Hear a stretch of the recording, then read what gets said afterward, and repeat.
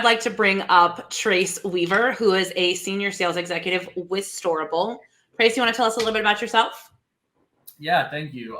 So I've been with the organization for the better part of probably 7 years now, between starting at Sparefoot in 2015 to kind of watching everything evolve into what is now Storable, the one-stop shop for technology solutions in self-storage.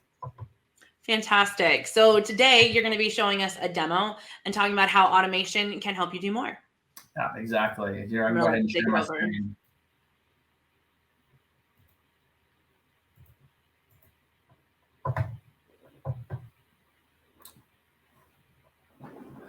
Okay. All right. Thank you for the introduction. So just like what Josh was mentioning, I'm going to go ahead and run through the automation piece from a website standpoint and how Storable can fit into that side. So as you know, Storable is a one-stop shop technology solution for anybody who owns or manages a storage facility to work with one group that builds all their technology to run, operate, and support the storage facility, where all that technology is fully integrated and supported by one organization.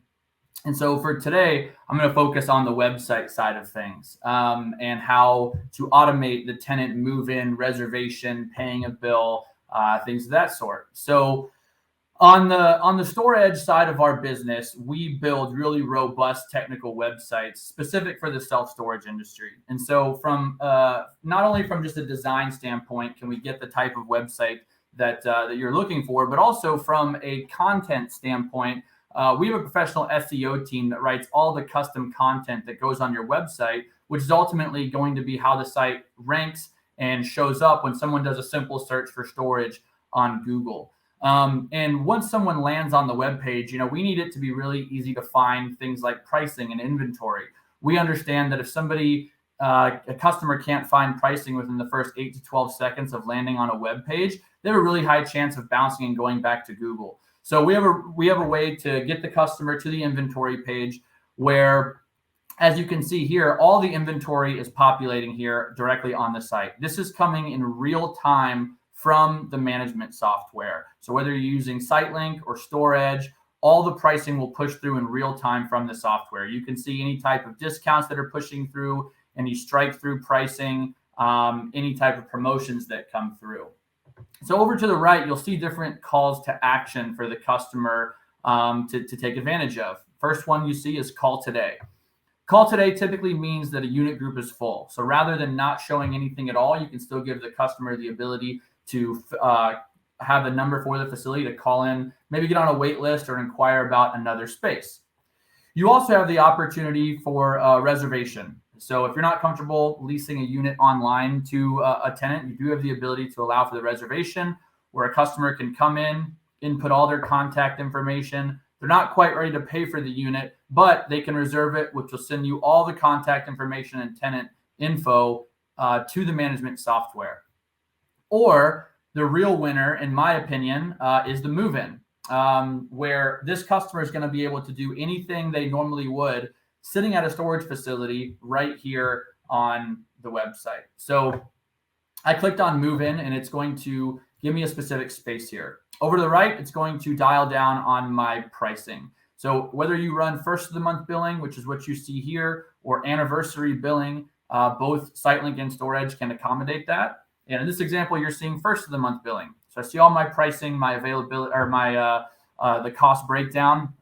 And just below that, I can add on things like tenant insurance. So if I'm a customer and I need specific coverage on my unit, I don't want to put my homeowner's insurance or renter's insurance on my storage unit, I can choose a protection plan that will cover me. As I go down, everything looks good. I'll go ahead and continue and hit next. It's going to ask me if I'm a returning customer, do I want to use a login that I've already created or create a new account? So for new customers, we'll create this new account. Here it's prompting me to enter all my contact information, my name, my telephone number, my address. You can choose to capture driver's license information as well. And up to the top right, I'm creating an account. And I'm doing this so I can come back later to pay my bill. And so to create an account, of course, I have to add my email address, my username. Just in case I ever forget what my login is, I'm going to create recovery questions and answers just so I can get back in. I don't have to contact the facility. If I'm a customer, I can answer my, what was your mother's maiden name, make and model of your first car, those types of questions to get me access back into my account. I'm also going to choose my password. And then finally, choose my gate code. SiteLink and storage, we have our own in-house gate product on the storage side right now, where that gate can be fully tracked within the management software and allow the tenants to choose their gate code. Once this all looks good, I'll hit next. It's going to ask me if I want to add any additional contact information. So if I want somebody else to have access to the unit in addition to myself, I can add their information in. If you allow for stored vehicles, you can still give customers the ability to add all of their make, model, license plate, VIN, description of that vehicle. I'm just going to hit no for this example. And then I'm going to keep proceeding forward. So once I hit next, now it's going to take me to the payment screen. And of course, when you're going on allowing customers to do an online move-in via the website, you want to get as many of those folks as you can onto auto pay. So we have the ability for the credit card to be put in. Also, if you do take ACH, allowing someone to pay through their account and routing number, we can add that in here as well. So here, I put in my credit card information, make sure all the info looks good. Once this is all complete, I'm going to come down here to this blue button, hit Review Lease. So one of the big pieces of SiteLink and storage is the ability to convert all of your leases, your documents, anything you need customers to sign, we convert them into electronic documents. So in just a second, once this populates, it's going to autofill all of the tenant's information, my name, my email address, my phone number, and then you can see it's populating all of that information here where my mouse is, and then it's just prompting me to fill out some basic information. So the majority of that info that you need has been already pushed into the customer or into the form. Now I've just got to come in and sign the required fields. So for the signature piece, I can sign with my mouse here.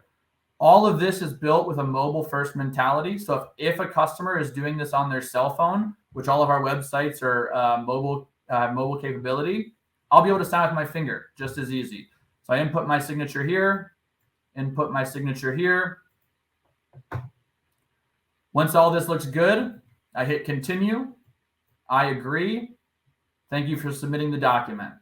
So now I come back to the website. I've got one last overview of all of my rental information. So all my contact info, everything specific to my unit, my insurance protection plan. Then I come down here and hit finish. So final step to move in.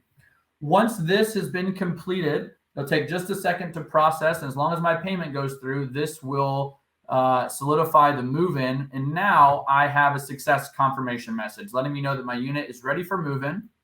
The lease, the contract, my gate code, everything I just filled out was also sent to me in a confirmation message via the email that I provided.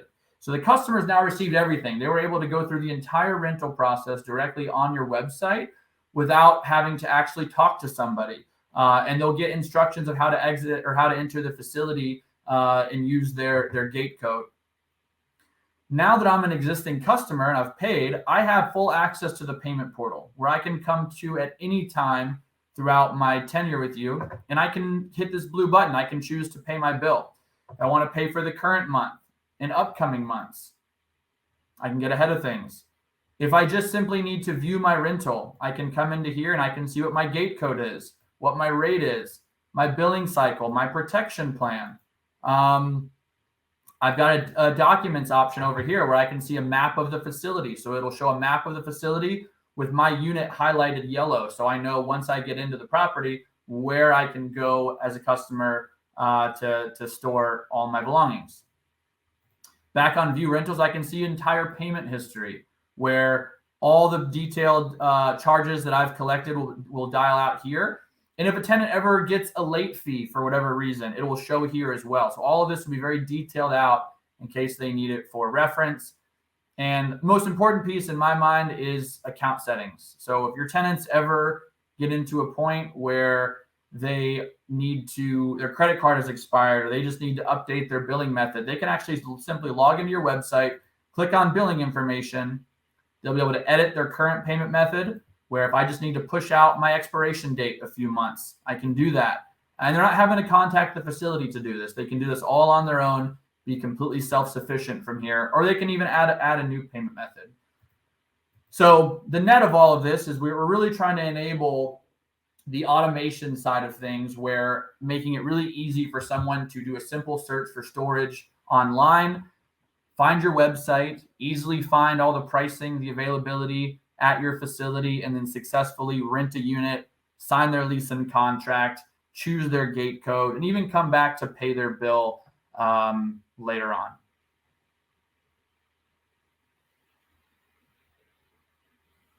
And that is all I have. If you would like any questions, I'm happy to answer any questions as well. Trace, that's fantastic. So I'm a marketing person by trade. So I was a director of marketing for a location for 16 locations up in Pittsburgh, PA. And I know just from being in the marketing side of the business that there are some tips and tricks that people typically see will work with their facility or not work with their facility. What do you guys see with your data that tells you these are the best practices for using online rentals?